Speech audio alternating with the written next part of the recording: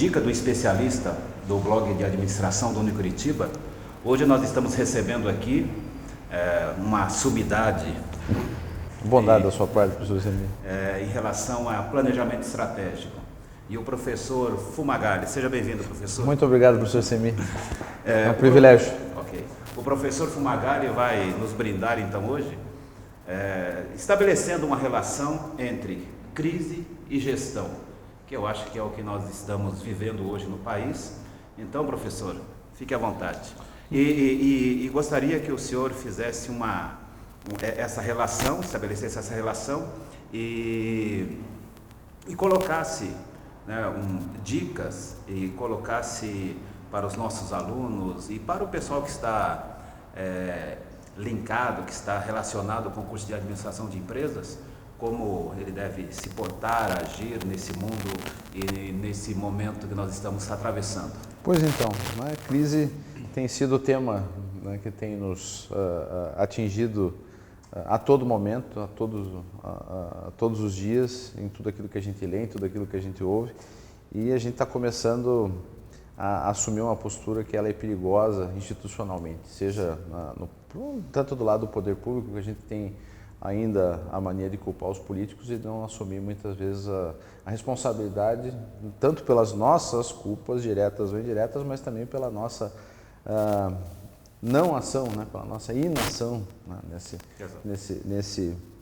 nesse cenário.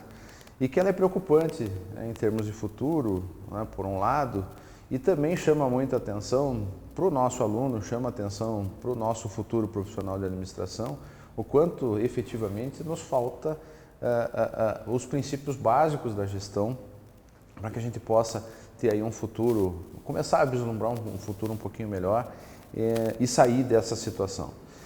A principal delas é que efetivamente nos falta planejamento. Nós planejamos mal, nós não temos uma visão de longo prazo e lamentavelmente a gente pode dizer que mergulhamos na crise com essa intensidade pela nossa incapacidade de prever um futuro de curto e médio prazo.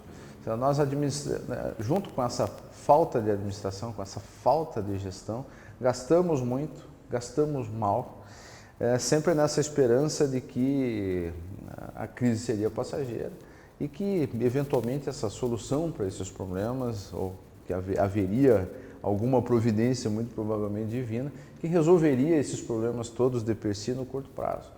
E, de fato, isso não acontece, né? Na dinâmica atual dos mercados, isso vem se revelando cada vez mais improvável.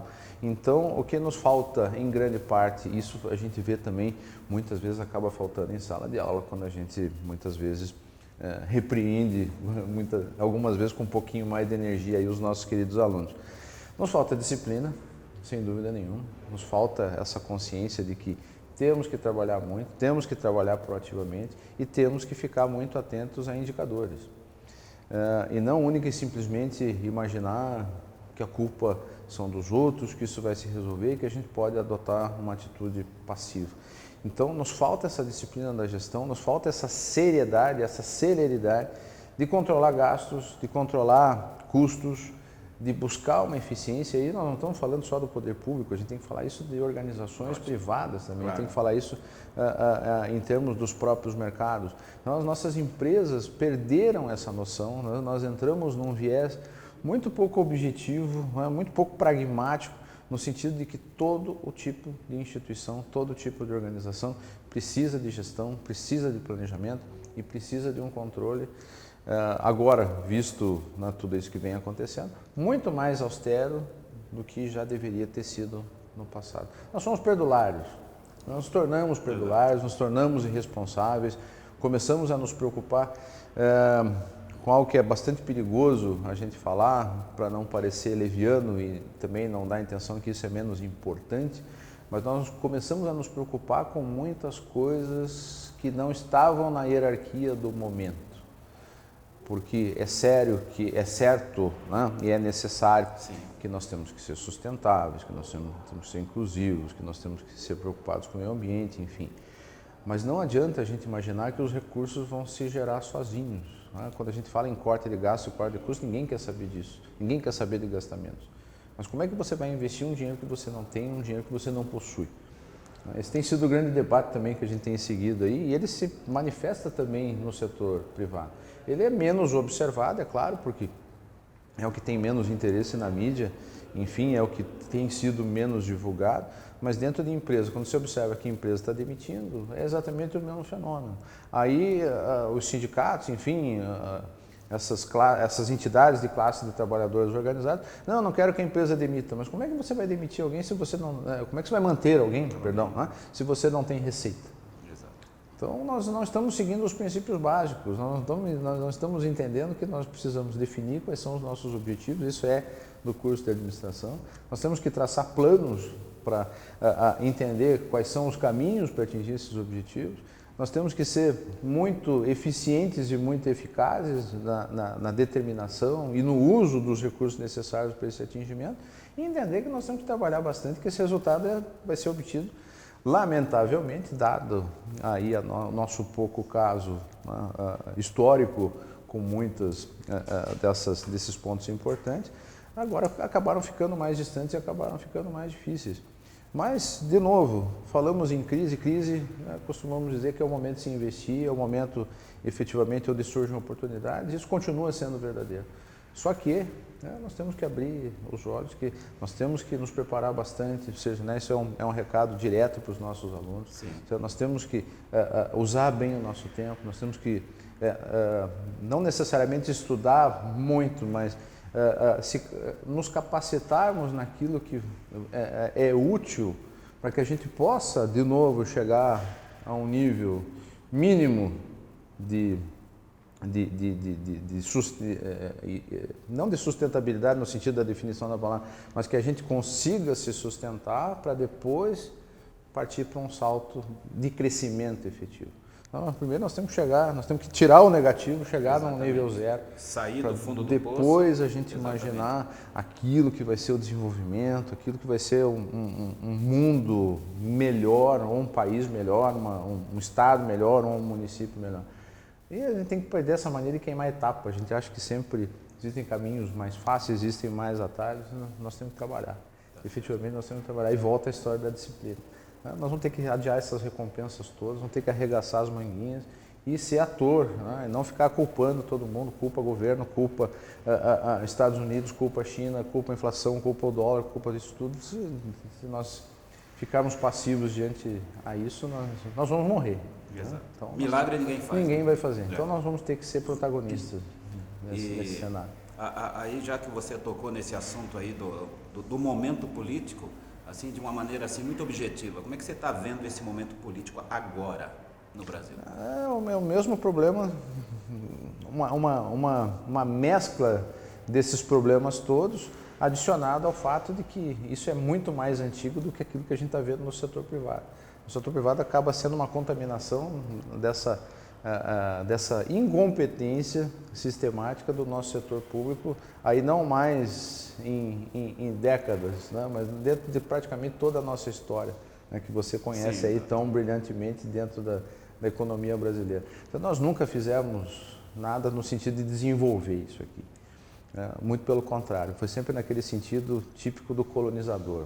A gente explora o mais rapidamente possível e o nosso compromisso é fraco em desenvolver as pessoas, em desenvolver as cidades, enfim, desenvolver a coisa pública, desenvolver a sociedade. Sim. Então, o New Public Management, que já está quase, Old Public Management, já de tanto que se fala nele e aqui não se aplica, ele precisa ser posto em prática. Sem querer defender esse ou aquele governo, enfim, independente da ideologia que ele possua, a administração pública teria que seguir a mesma vocação da administração privada. Ela tem que apresentar resultados, ela tem que ser eficiente, ela tem que fazer um uso adequado dos recursos, coisa que também nós nunca demos bola. Então agora o que nós temos? Temos um Estado pesado, um Estado caro, um Estado ineficiente, que em qualquer outro lugar do mundo, dentro da esfera privada, seria totalmente inviável. Então aqui nós temos que olhar para a coisa pública e olhar para a coisa privada, aí como administradores, isso também fica aí também de novo recado para os nossos alunos. Então nós temos que formar administradores para a administração pública. Nós não temos nenhum nele, de fato, com essa preocupação, com essa definição de objetivos. Então nós precisamos efetivamente imaginar, nós precisamos de resultado, nós precisamos gastar menos, nós precisamos ser mais eficientes. Isso é para tudo. Isso é para mim, na minha casa, isso é para você, na tua casa, isso é para nós aqui em termos de instituição, e Curitiba precisa seguir os mesmos princípios, e para isso nós vamos aí transcendendo a níveis maiores. Que aí nós dependemos de todo mundo remando o barquinho aí na mesma direção. E, professor Fumagalli, o senhor se considera um otimista, então? Não? Sem dúvida, sem dúvida. Você está vendo uma perspectiva de curto, médio ou longo prazo para que a gente realmente saia desse fundo do poço e começamos a crescer, crescimento positivo, alguma coisa assim? Veja, essa é uma pergunta bem interessante, né?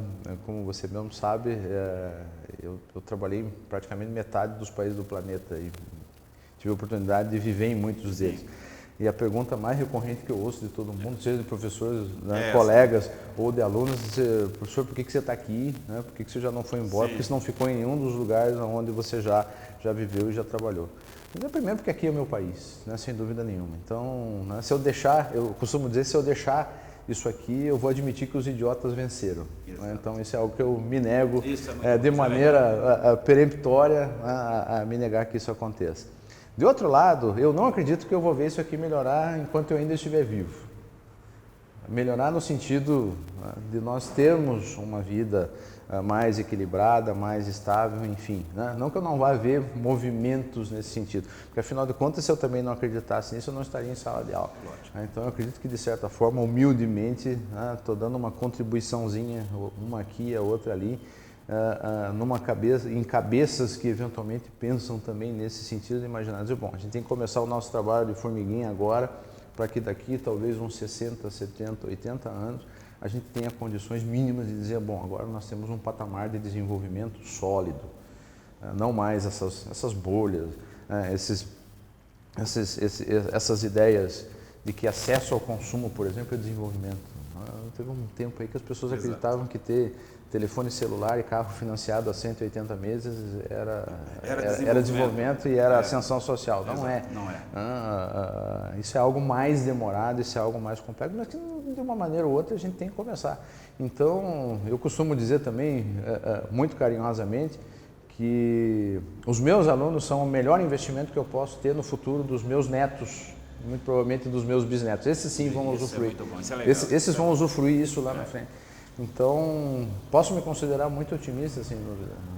Senão, aqui não estaríamos, né, professor Semir? Todos os dias, né, com essa alegria, com essa vontade de fazer algo, não vou dizer necessariamente diferente, né? Na atual circunstância a gente pode até, de repente, imaginar que isso é diferente. Mas essa mudança de postura, né, ela já se fazia necessária há muito mais tempo, agora ela é urgente. Nós vamos fazer isso ou nós vamos morrer. Então, nós temos que seguir adiante. Legal, então. Professor, agradeço, muito obrigado. Eu que agradeço, professor. Você é um grande amigo, meu querido. Amigo, é um prazer. Obrigado. Pessoal, e até a próxima.